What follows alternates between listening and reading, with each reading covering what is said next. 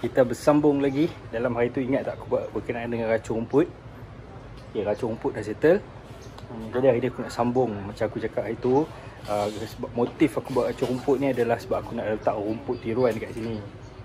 Okay, jadi racun rumput dah buat. Jadi rumput pun boleh dikatakan 100% dah tak naik. Adalah sikit-sikit sebab lama sangat biar kan. Tapi dah bersih kan. Jadi sekarang ni aku dah ratakan lebih kurang lah tanah. Jadi aku dah beli rumput kapet. Aku beli saiz 40mm.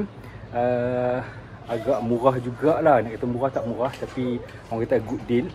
Jadi aku dah beli. Nanti aku akan sharekan link dekat bawah macam mana apa boleh dapatkan. Free postage je. Okay. Jadi macam inilah keadaan dia. So nanti aku akan letakkan rumput kapet. Jom.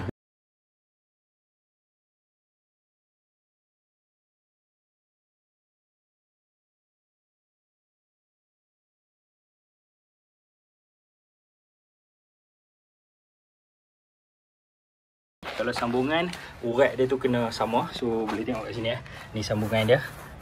So bila urat tu sama, kurang lah sikit. Orang kata nampak dia punya sambungan tu kan. Okay, ni gulung lagi.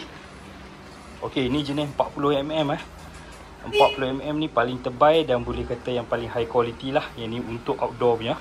So kalau kena hujan panas ke apa, insyaAllah tak ada masalah.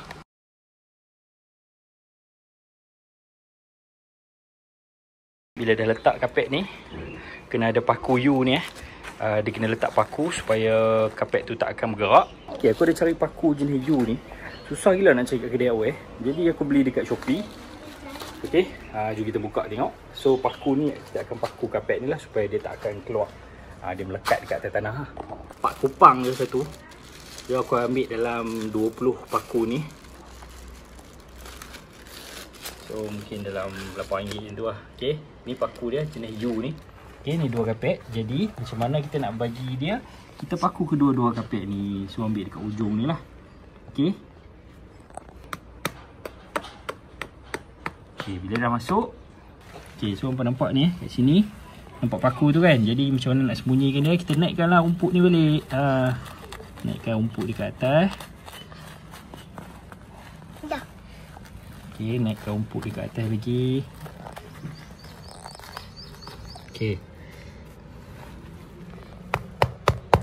So, sembunyikan dia. Dah tak nampak dah paku tu kan.